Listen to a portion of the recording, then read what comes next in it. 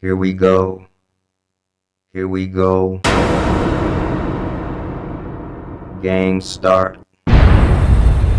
Game start.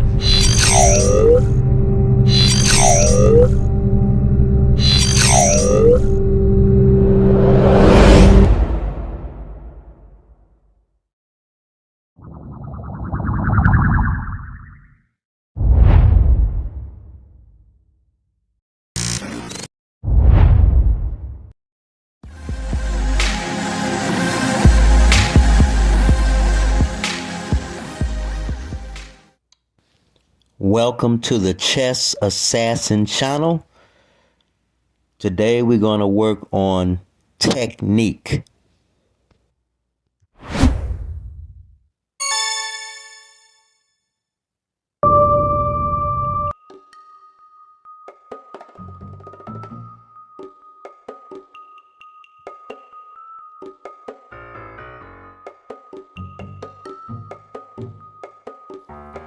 The notes that you see on the side are ideas. They are recurring patterns that you will see in your chess games. Not only are they a statement of ideas, but they can also be questions. For example, bishops cutting off diagonals. Should I use my bishop to cut off a diagonal? Should I attack with my h-pawn? Should I do a rook lift?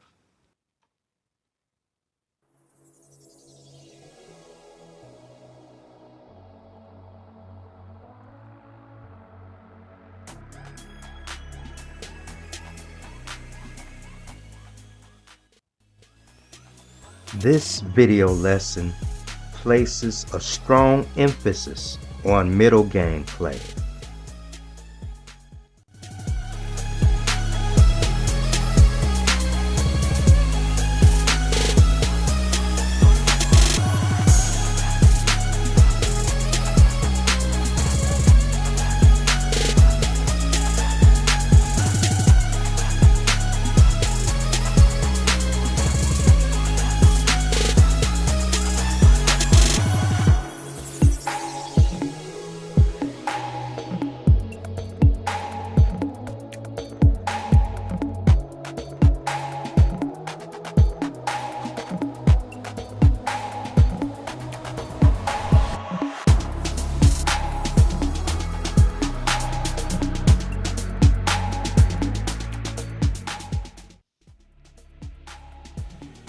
In the middle game, not only do you look for forcing moves, but the possibilities that may follow those forcing moves.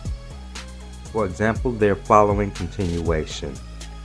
Tactical combinations that may appear in your chess games often share recognizable patterns and ideas. Such typical patterns and ideas are referred to as themes or motifs. Okay, let's get started.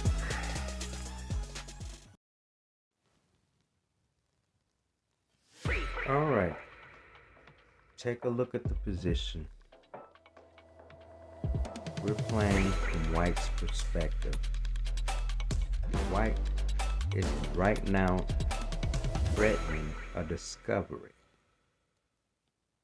but it is Black to move.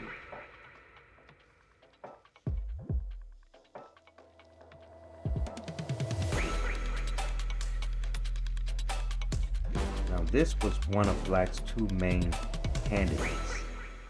The other move candidate was bishop to e7.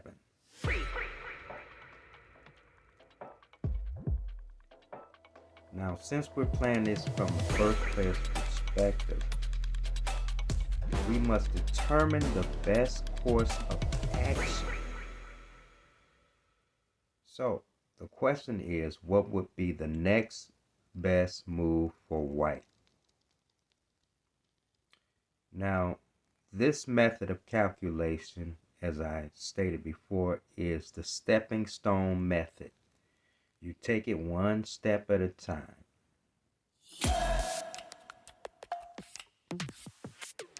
F4 gains tempo on the queen.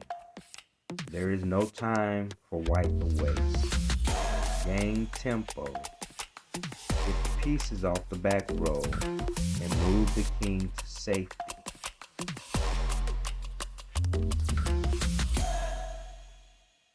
Queen e6. Black is keeping the queen on the e file to avoid the discovery.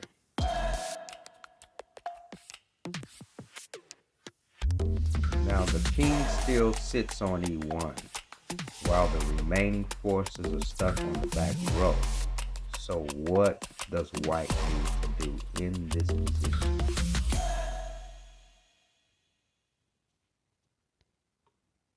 Bishop d2 enables a queenside castle.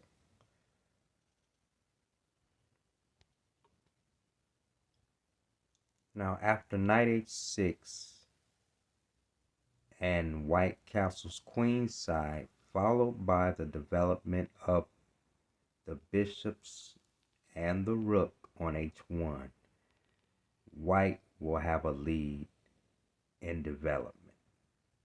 A big lead.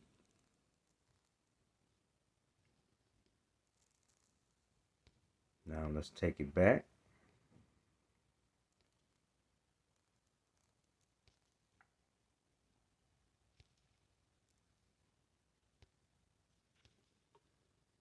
Now this is the other move choice that black has in this position. Now with this move, we don't have the tempo on the queen. However, take a look at the d file. It would be nice if we can place a rook on that open file.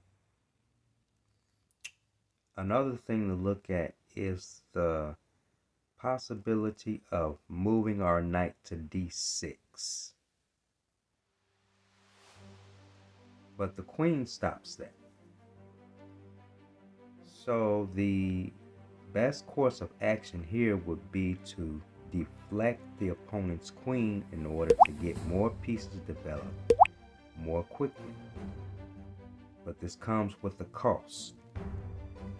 The cost of the b2 pawn. Controlling the dark square diagonal.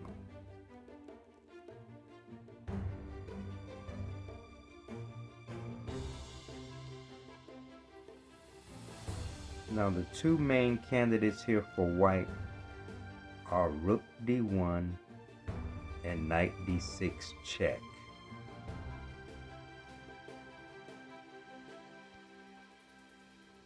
We'll look at this one first. Rook d1.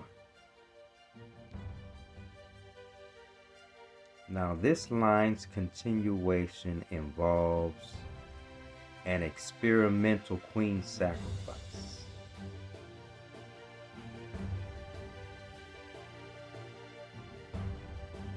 White exploits the pin of the bishop to the king.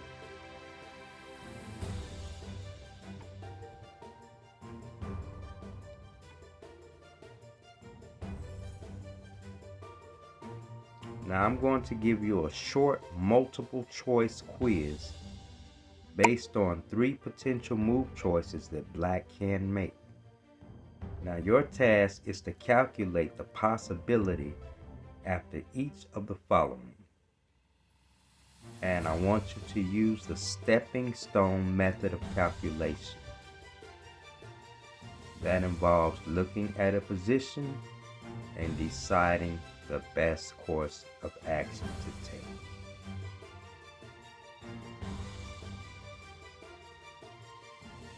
Okay, king e6. The king just moved to e6. Now I want you to pause the video and try to find a way to keep the attack going on the king. Then when you're ready, unpause the video for the solution.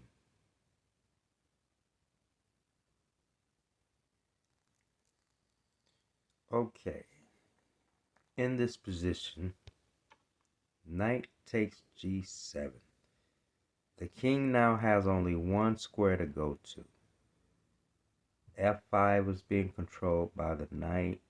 The bishop cuts off the b8 to h2 diagonal,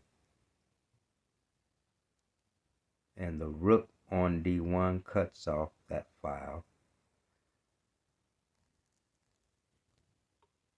So king e7, and now bishop d6 check. Now the king has two available squares, but neither one is the desirable option. The king can't go to f8 because of the bishop. The knight controls e6 and e8. So wherever you see the red, those squares are cut off. And the squares that you see in the yellow are the only two squares that black can move to.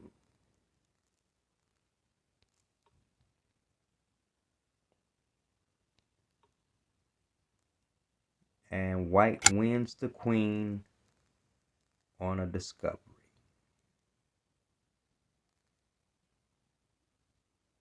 All right, taking it back.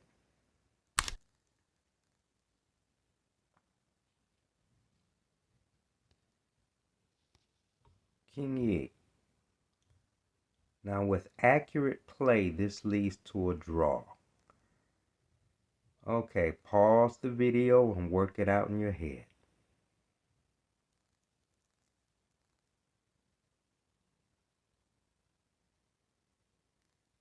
Okay, we're back. With accurate play, this leads to a draw. So, knight takes g7 check. Now, the only way for white to survive is to sacrifice the knight. Bishop d6 check. Allowing the king to capture the knight forces the king over to the g file. And now, rook g1 check.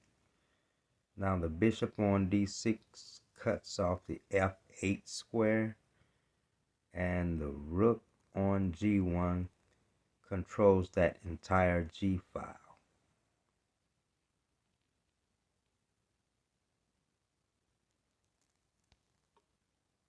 Black sacrifices the knight. Rook takes knight check. King f6. Rook f4, and it becomes a perpetual check.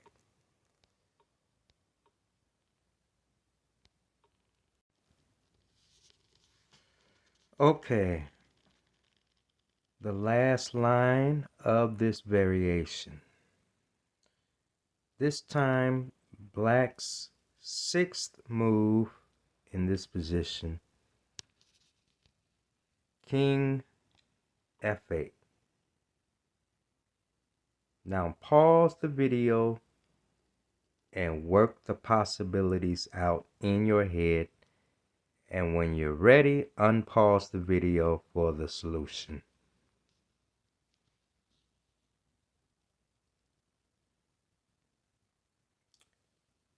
Should the king go to f8, what would be your reply?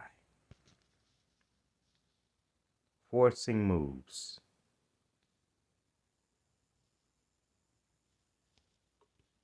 Rook d8, check.